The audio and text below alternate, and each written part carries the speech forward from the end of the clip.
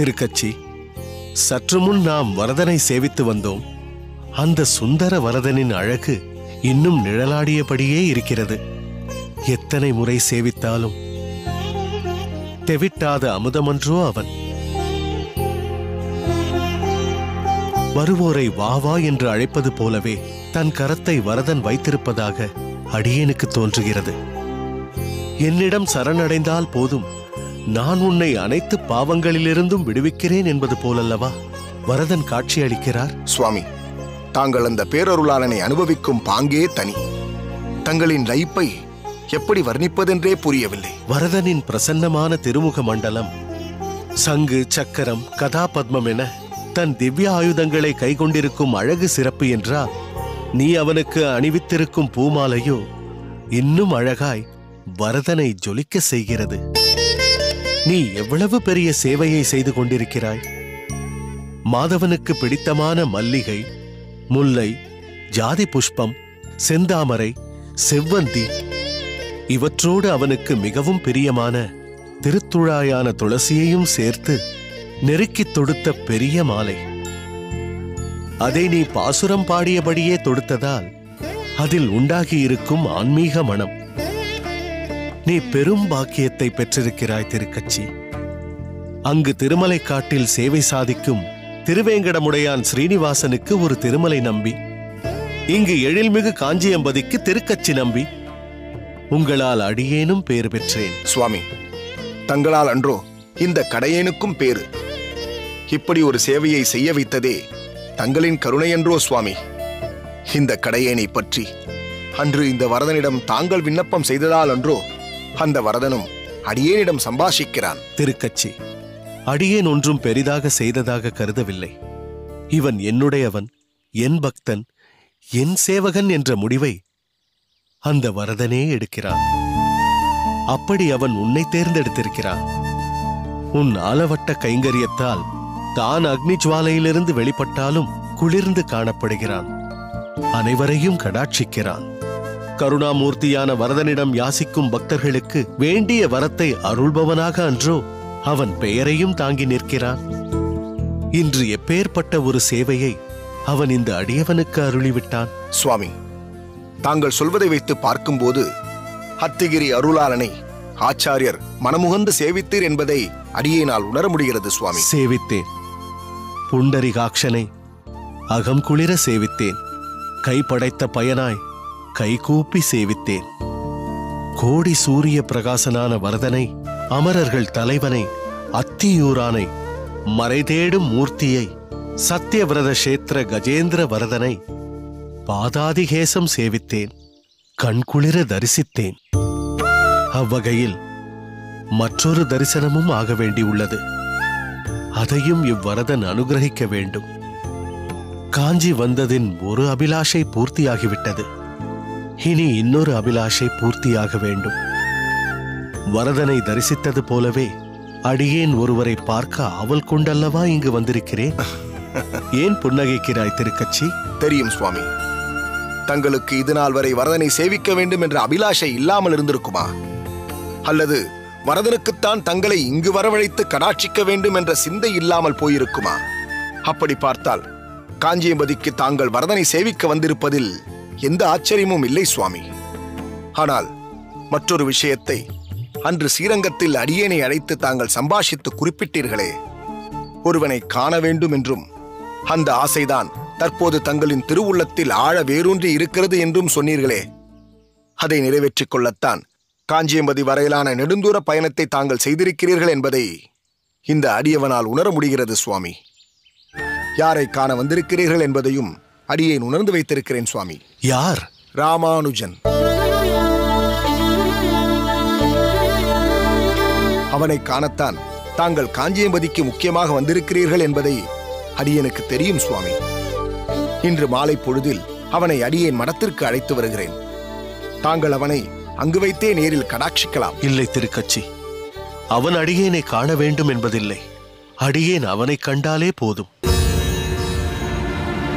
புரியவில்லையே சுவாமி. அடியேன் எட்டி நின்று சற்று தொலைவிலிருந்து அவனை காண வேண்டும். ஏன் சுவாமி இப்படி ஒரு ஆக்ஞை? அது அப்படித்தான். அடியேனுக்கு என்னவோ இப்போது ராமானுஜன் அடியேனை சந்திப்பதில் உடன்பாடில்லை. அதே நேரத்தில் ராமானுஜனை காணாமலும் அடியேனால் இருக்க முடியவில்லை. அந்த நிலைக்கு அடியேன் வந்துவிட்டேன். சதா அவனை பற்றிய நினைப்பு அடியேனை இங்கு வரவழைத்து விட்டது. ஆனால் அவனுக்கு அடியேனை காண வேண்டும் என்ற நினைப்பு இன்னும் ஆழமாய் தோன்றவில்லை. அதற்கான காலம் இன்னும் வரவில்லை. சரி, திருப்புட்குழி பாடசாலையில் தானே அவன் படித்துக் கொண்டிருக்கிறான். நீ அடியேனை அங்கு அழைத்துக் கொண்டு போகிறாயா? அவனை தூரத்திலிருந்து அடியேன் காண்கின்றேன். இதுதான் அடியேனின் ஆக்ஞை. சுவாமி, இதுதான் தங்களின் ஆக்ஞை என்றால் இதற்காக தாங்கள் திருப்புட்குழி வரை செல்ல வேண்டிய அவசியம் இல்லை. திருப்புட்குழி பாடசாலையே இன்று காஞ்சியம்பதிக்கு வந்திருக்கிறது சுவாமி. நீ என்ன சொல்கிறாய் திருக்கச்சி? உண்மைதான் சுவாமி. இங்கு காஞ்சியம்பதியில் இந்த வரதனின் திருக்கோயிலில் ஒரு பெரும் சதஸ் நடந்து கொண்டிருக்கிறது. அதன் பொருட்டு பல்வேறு தேசத்திலிருந்து வித்தியார்த்திகளும் ஆசான்களும் இங்கு வந்து குழுமியிருக்கிறார்கள். சேவார்த்திகளுக்கு இடைஞ்சல் இல்லாமல் தனி ஒரு மண்டபத்தில் அந்த சதஸ் நடந்து கொண்டிருக்கிறது சுவாமி. அதற்கு திருப்புட்குழி யாதவ பிரகாச சுவாமிகளின் பாடசாலையிலிருந்து பிரதான வித்தியார்த்திகளும் வந்திருக்கிறார்கள். அதில் ராமானுஜனும் வந்துள்ளான். அப்படியா? என்னே வரதனின் கருணை! அடியேன் ராமானுஜனை தேடி அவன் இருக்கும் இடம் செல்லலாம் என்று இருக்க அவனை இங்கேயே அழைத்து வந்து விட்டானா அந்த பேரருளாளன். வரதனுக்கு மாமாயன் என்ற பெயர் எவ்வளவு பொருத்தம் பார்த்தாயா திருக்கச்சி? திருக்கச்சி, இன்னும் ஒரு க்ஷணம் கூட அடியேனால் தாமதிக்க இயலாது. அடியேனை சீக்கிரம் ராமானுஜன் இருக்கும் இடத்திற்கு அழைத்துச் செல்.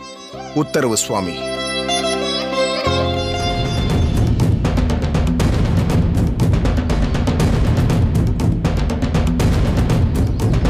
இல்லையே, இதில் ராமானுஜன் இல்லையே. சுவாமி, தாங்கள்தான் இதுவரை ராமானுஜனை பார்த்ததே இல்லையே. பிறகு எப்படி அவ்வளவு உறுதியாக ராமானுஜன் இல்லை என்று சொல்கிறீர்கள்? ஓ, நீ அப்படி அனுமானிக்கிறாயா? எத்தனை பேர் ராமானுஜனை பற்றி விவரித்திருக்கிறார்கள். அவனது தனித்தன்மையையும் பேசியிருக்கிறார்கள். உன்னையும் சேர்த்துதான் சொல்கிறேன். அதன்படி ராமானுஜனின் முகப்பொலிவு தனியாய் காட்டிக் கொடுக்குமே. உண்மைதான் சுவாமி.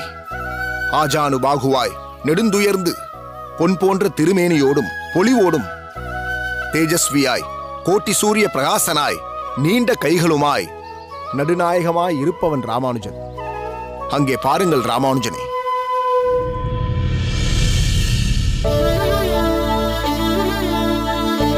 அவனே ராமானுஜன்.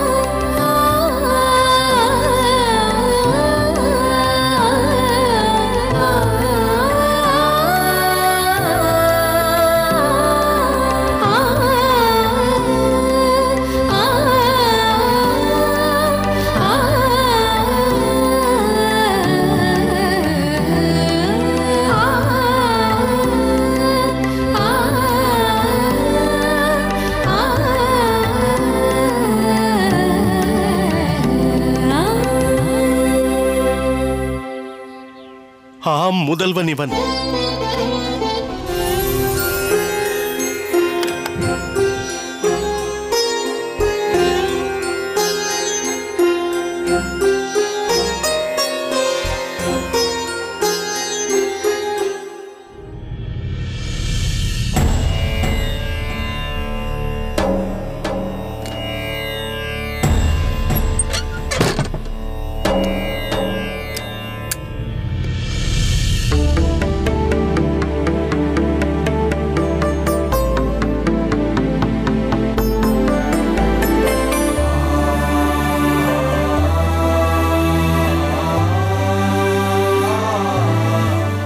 ஆச்சரியம்.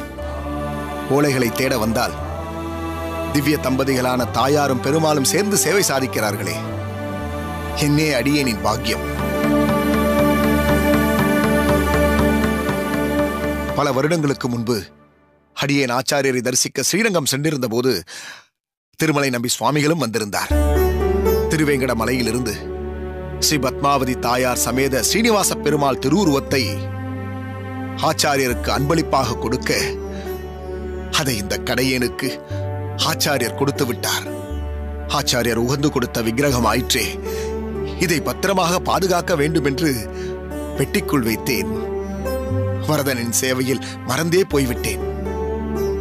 பெட்டியில் பத்திரப்படுத்தினால் மட்டும் போதாது, பக்தி பரவசத்தோடு பூஜையும் செய்ய வேண்டும் என்று ஸ்ரீனிவாச பெருமானும் பத்மாவதி தாயாரும் என்று அடியேனின் கண்களில் பட்டு அடியேனுக்கு உணர்த்தி விட்டார்கள்.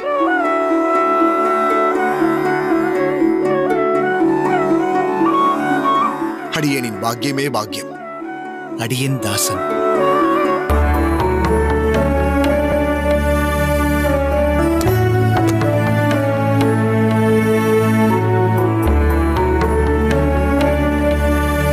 வந்தனம் சுவாமி.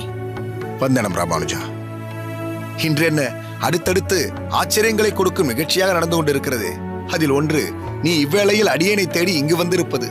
சொல் ராமானுஜா, ஏதாவது முக்கியமான விஷயமா? சுவாமி, இன்று இரவே தங்களை தரிசித்து அவசியம் தெரியப்படுத்த வேண்டிய அவசரம். அதனால்தான் புறப்பட்டு வந்தேன். நாளை காலை அனுஷ்டானங்களை முடித்துக்கொண்டு காசிக்கு செல்ல இருக்கிறேன். வடகாசிக்கு கங்கா யாத்திரையாக புறப்படுகிறேன். என்ன ராமானுஜா, காசிக்கு செல்வதை சர்வசாதாரணமாக சொல்கிறாய்? நெடுந்தூர பயணமாயிற்றே அது. இங்கே நம் திராவிட தேசத்தில் இருக்கும் ஸ்ரீரங்கத்திற்கு புறப்படவே பல முன்னேற்பாடுகளை செய்துவிட்டுத்தான் புறப்படுகிறோம். ஆனால் நீ காசிக்கு செல்வதை சட்டென்று சொல்கிறாய். ஒருவேளை உன் தந்தையாருக்கு ஏதேனும் தர்ப்பணம் கொடுக்கப் போகிறாயா? புரிகிறது சுவாமி. நம்மில் காசிக்கு சென்று ததி தர்ப்பணாதிகள் செய்வது வழக்கத்தில் இல்லை. கயா கஷேத்திரத்திற்கு சென்றுதான் கொடுக்க வேண்டும். ஆனால் அடியேன் வடகாசிக்கு செல்வது குருநாதர் யாதவ பிரகாச சுவாமிகளால் தான். ஓ, அதுதான் விஷயமா? அப்படியென்றால் கோவிந்தனும் உன்னுடன் நிச்சயம் வருவான் அல்லவா? ஆம் சுவாமி. ராமானுஜா, இது நீ அவசரப்பட்டு எடுத்த முடிவோ என்று அடியேனுக்கு தோன்றுகிறது. இதுவரை இதை பற்றி நீ அடியேனிடம் தெரிவிக்கவே இல்லையே. தாங்கள் குறிப்பிட்டது உண்மைதான் சுவாமி. அவசரப்பட்டு முடிவெடுத்ததுதான். முதலில் அடியேன் காசிக்கு செல்வதாகவே இல்லை. அடியேனால் யூகிக்க முடிகிறது. இதற்கு காந்திமதி தாயார் சம்மதம் தெரிவிப்பது என்பது எளிதில் நடக்கக்கூடிய காரியம் அல்லவே. உன் தாயாரும் உன் பாரியாலும் இதற்கு ஒப்புக்கொண்டு விட்டார்களா? இவ்வளவு நாட்களாக இதை பற்றி தங்களிடம் கூறாமல் இப்போது அவசரமாக வந்ததற்கு காரணம் இதுதான். அம்மா முதலில் சம்மதிக்கவே இல்லை. கோவிந்தன் மிகவும் வலியுறுத்தி அவனோடு அடியேன் வரவேண்டும் என்று பிடிவாதமாக இருந்தான். பலரும் சொல்லி வேறு வழியில்லாமல் நேற்றுதான் தாயார் காசிக்கு செல்ல சம்மதம் தெரிவித்தார். இப்பவும் தஞ்சாவிற்கு அடியேன் காசிக்கு செல்வதில் உடன்பாடு இல்லைதான். என்ன செய்வது? யாதவ பிரகாச சுவாமிகள் அடியேன் காசிக்கு வந்துதான் ஆக வேண்டும் என்று உத்தரவிட்டிருக்கிறார். ஓ, இவ்வளவு நடந்திருக்கிறதா? பிரம்மரட்சசின் விஷயத்தால் யாதவ பிரகாசர் உன் மீது சற்று வெறுப்புடன் இருப்பதாக இதற்கு முன்பு நீ தெரிவித்திருந்தாய். அப்படிப்பட்டவர் உன்னை தன்னுடன் காசி யாத்திரைக்கு அழைத்துச் செல்ல வாஞ்சையுடன் இருக்கிறார் என்றால் அதற்கு மதிப்பளிக்க வேண்டியது அவசியம்தான். இருப்பினும் அடியேன் காசிக்கு போவதா என்று யோசிக்கிறீர்களா சுவாமி? இல்லை ராமானுஜா, நீ காசிக்கு செல்வதில் அடியேனுக்கு எந்த ஆட்சேபனையும் இல்லை. ஆனால் யாதவ பிரகாசரின் கைப்பாவையாக இருக்கும் கோவிந்தன் காசி யாத்திரைக்கு செல்வதுதான் சற்று சஞ்சலத்தை ஏற்படுத்துகிறது. தங்களின் மன சஞ்சலம் ஒரு விதத்தில் நியாயமானதுதான் சுவாமி. தாங்கள் இதை குறிப்பிட்டுச் சொல்லும் பொழுது அடியேனுக்கும் அதன் அவசியம் என்னவென்று புரிகிறது. காலத்தின் கட்டாயம், விதியின் வீரியம், பிராராப்தப்படி நடக்கத்தானே செய்யும். எதிலும் ஒரு லீலையை அந்த வரதன் அரங்கேற்றுகிறான். அளவில்லா திருவிளையாடல்களை புரிபவனாயிற்றே அவன். சுவாமி, ஸ்ரீபெரும்புதூரிலிருந்து இங்கு வந்த பிறகு தங்களின் சங்கத்தைப் போலவே அனுதினமும் வரதனை சேவிப்பதும் அவனுக்கு சேவைகள் செய்வதும் அடியேன் வாழ்க்கையில் ஒரு அங்கமாக ஆகிவிட்டது. இந்நிலையில் நிர்பந்தத்தின் காரணமாக வடகாசிக்கு சென்றாலும் வரதனை பாராது அவ்வளவு காலம் இருப்பது என்பது எப்படி சாத்தியமாக போகிறது என்று புலனாகவில்லை சுவாமி. இப்படியுமா தன் பக்தனை சோதித்து பார்ப்பான் அந்த வரதன்? அவன் செய்வான்.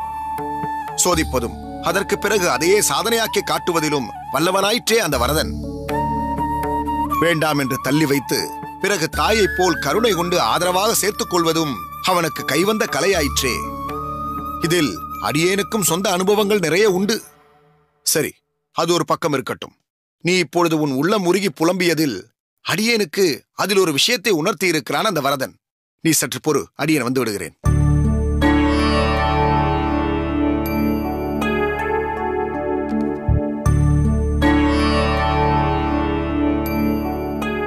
ராமானுஜா, இந்த பெட்டியை திறந்து பார்.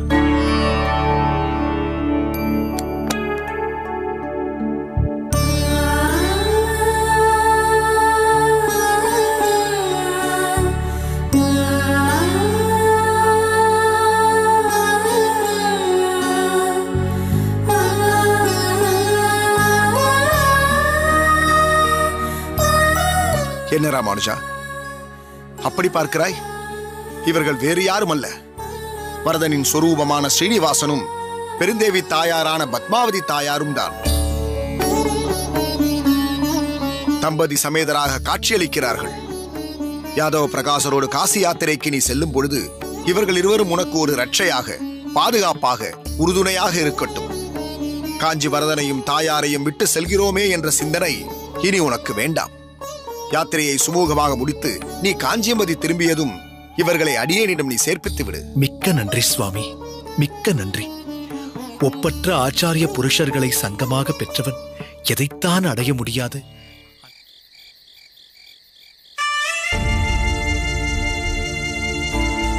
கஜேந்திரதாசனான திருக்கச்சி நம்பி, நீ ஒரு உயர்ந்த குணவான். நீ இன்னும் பல சிரேஷ்டர்களுக்கு குருவாக திகழ்வாய், திகழ்கிறாய்.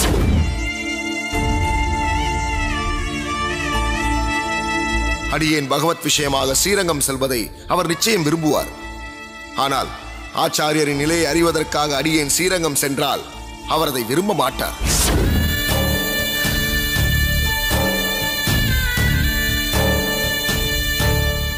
சுவாமி,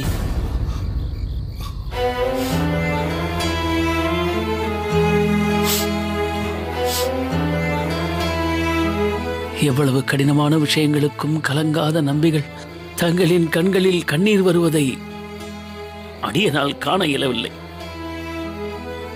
அதற்கான காரணம் அடியேன் அறிந்திருந்தும் துக்கத்தில் இருக்கும் அனைவரையும் தேற்றும் நிலையில் இருக்கும் தங்களை அடியேன் தேற்றும் நிலை ஆகிவிட்டதே. புனரபி ஜனனம், புனரபி மரணம், இது இயற்கை வகுத்த நியதி. இருப்பினும் குலம் வாழ வாழ்ந்த ஆச்சாரியரின் இழப்பு ஈடு செய்ய முடியாத ஒன்று. நமது சம்பிரதாயத்தில் இதுவரை வாழ்ந்த ஆச்சாரியர்கள் அனைத்தையும் துறந்தவர்களாக இருந்தாலும் பகவான் படைத்த ஜீவன்களை வாழ்விப்பதற்காகவே இப்போ உலகில் வாழ்ந்தவர்கள். ஒவ்வொரு மனிதனிடத்திலும் ஒரு மாய சக்தி ஆட்கொண்டிருக்கிறது. அது நம்மை வழிதவறி நடத்தி செல்ல முயல்கிறது. அந்த நேரத்தில் அந்த சக்தியை அணைக்கட்டி திசை திருப்புவது ஆச்சாரியர்கள் தான் பட்டரே. பகவானை கூட சேவிக்காமல் இருந்து விடலாம். ஆனால் ஆச்சாரிய சம்பந்தம் கிடைக்கப் பெறாதவன் இப்பூமியில் வாழ்வதே வீண். எல்லா போதனைகளும் புத்திக்கு எட்டுவதில்லை. அதை புத்திக்கு எட்டும்படி செய்வது ஆச்சாரியர்களின் அறிவுரைகள். அப்படிப்பட்ட யமுனாச்சாரிய சுவாமிகளின் சிஷ்யர்களில் அடியேனும் ஒருவன் என்பது இந்த கடையேனின் பாக்கியம். அவர் அருகிலிருந்து நம்மை வழிநடத்த தேவையில்லை. அவர் நிழலில் ஒதுங்கினாலே நாம் நல்வழியில் தான் பயணிப்போம். ஆச்சாரிய சம்பந்தம் பெற்று அவரை நம் மனதில் நிறுத்திக் கொண்டாலே போதும், நம் வாழ்க்கை பூரணத்துவம் அடையும். ஆச்சாரியரை அடிக்கடி சந்திக்காவிட்டாலும் அரங்கனுக்கு பக்கத்தில் இருக்கிறாரே என்ற நிம்மதி அடியேனுக்கு என்றும் இருந்தது. அவர் இருக்கும் திசை நோக்கி அடியேன் சேவித்துக் கொண்டே இருப்பேன். இனி ஆச்சாரியரை எங்கு காண்பேன்? வரதனை கண்குளிர பார்த்து பேசும் அடியேனுக்கு ஒருவேளை கர்வம் வந்து விட்டதோ என்று தோன்றுகிறது பட்டரே. அதனால் தானோ ஆச்சாரியரை சமீபத்தில் சந்திக்காமல் இருந்து விட்டேன். அப்படி சொல்லாதீர்கள். வரதன் கைங்கரியம் அவன் அவரை சந்திக்க அனுப்பவில்லை என்றுதான் அடியேனுக்கு தோன்றுகிறது. இருப்பினும் இவ்வளவு சீக்கிரம் ஆச்சாரியர் பரமபதம் அடைந்து விடுவார் என்று அடியேன் ஒருபோதும் எண்ணவில்லை. இன்னும் சிறிது காலம் இருந்திருக்கலாம் பட்டரே. உண்மைதான் நம்பிகளே. அடியேனுக்கு சமீபத்தில் அவரை தரிசிக்கும் வாய்ப்பு கிட்டியது அடியேனின் பாக்கியம்தான். திருவரங்கத்திற்கு அடியேன் சென்றபோது அரங்கன் கூட அடியேனுக்கு இரண்டாம் பட்சம்தான். முதலில் மடத்திற்கு சென்று அவருக்கு தண்டன் சமர்ப்பித்து விட்டுத்தான் கோயிலுக்கு சென்றேன். ஆச்சாரியர் காஞ்சிக்கு எழுந்தருளிய போது அவருடன் இருக்கும் பாக்கியம் அடியேனுக்கு கிடைத்தது. ராமானுஜனை தொலைவில் நின்று பார்த்ததும் முதல்வன் என்று அவர் கூறியதை அடியேனால் மறக்க முடியவில்லை பட்டரே. உண்மைதான் சுவாமிகளே. அடியேன் ஆச்சாரியரை சந்தித்த போது ராமானுஜன் யாதவ பிரகாசர் பாடசாலையை துறந்து விட்டான் என்றதும் ஆச்சாரியர் வதனத்தில் எத்தனை சந்தோஷம்! ஏதோ அதற்காகத்தான் காத்திருந்தது போல் அடியேனுக்கு தோன்றியது. பிறகு பெருமாளை சேவித்துவிட்டு மடத்தில் அமுது செய்துவிட்டு போம் என்று சொன்னது இன்றும் அடியேன் செவியில் ஒலித்துக் கொண்டிருக்கிறது. அடியேனும் அந்த சந்தர்ப்பத்தை நழுவ விட்டு விட்டேனோ என்று தோன்றுகிறது. பெரிய நம்பிகளை காஞ்சிக்கு அனுப்பி ராமானுஜனை அழைத்து வா என்றாராம் ஆச்சாரியர். அப்பொழுது அடியேனும் ராமானுஜனோடு ஸ்ரீரங்கம் சென்றிருக்க வேண்டும். முதலில் அடியேனுக்கு அந்த எண்ணம் இருந்தது. இருப்பினும் ராமானுஜனை மட்டும் அழைத்து வா என்று ஆச்சாரியர் சொன்னதாகத்தான் பெரிய நம்பிகள் சொன்னார். அதனால்தான் இந்த சந்திப்பில் ஏதோ காரணம் இருக்கிறது என்று எண்ணி அடியேன் ராமானுஜனோடு செல்வதை தவிர்த்து விட்டேன். அன்று ராமானுஜனோடு செல்வதை தவிர்த்து விட்டு இன்று தவித்துக் கொண்டிருக்கிறேன் பட்டரே. ஒருவேளை அடியேனும் ராமானுஜனோடு சென்றிருந்தால் ஆச்சாரியரின் முக தரிசனமாவது கிட்டி இருக்கும். ராமானுஜன் ஆச்சாரியரை உயிருடன் பார்க்க இயலவில்லையே. எப்பொழுதும் உடனிருக்கும் பெரிய நம்பி சுவாமிகளே, ஆச்சாரியர் பரமபதம் அடைந்த பொழுது உடனிருக்க முடியாமல் தள்ளி வைத்து விட்டது விதி. அவர் பட்டிருக்கும் துயரத்தை நினைத்து பார்த்தால் அடியேனின் துயரம் மிகவும் சாதாரணமானதுதான். இது இப்படித்தான் நடக்க வேண்டும் என்று பகவான் தான் முடிவு செய்ய வேண்டும் போல இருக்கிறது. பட்டரே, அடியேன் அந்திம காலத்தில் ஆச்சாரியரை சேவிக்க முடியாமல் போனாலும் அவர் இட்ட பணியை அடியேன் மேலும் தீவிரப்படுத்துகிறேன். ஆச்சாரியரின் உபதேசத்தை முறையை பின்பற்றி அவரை நினைத்துக் கொண்டே அடியேனின் எஞ்சிய காலத்தை கழித்து விடுகிறேன். ஆச்சாரியர்கள் பரமபதம் அடைந்த நாளை அடியவர்கள் கொண்டாட வேண்டும் என்று சொல்வார்கள். அவ்வகையில் துக்கத்தை அகத்தில் வைத்துக் கொண்டு நெகிழ்ச்சியை புறத்தில் காட்டுகிறேன். அடியேனை நினைத்து இனி யாரும் வருந்த வேண்டாம். நல்லது சுவாமி. இப்பொழுதுதான் அடியேனுக்கு திருப்தி. நாளைய பொழுது புலர்ந்ததும் பழைய திருக்கட்சி நம்பிகளாக இன்முகத்தோடு உம்மை காண வேண்டும். அதுதான் இந்த அடியவனின் வேண்டுகோள். சரி, அடியேன் உத்தரவு வாங்கிக் கொள்கிறேன்.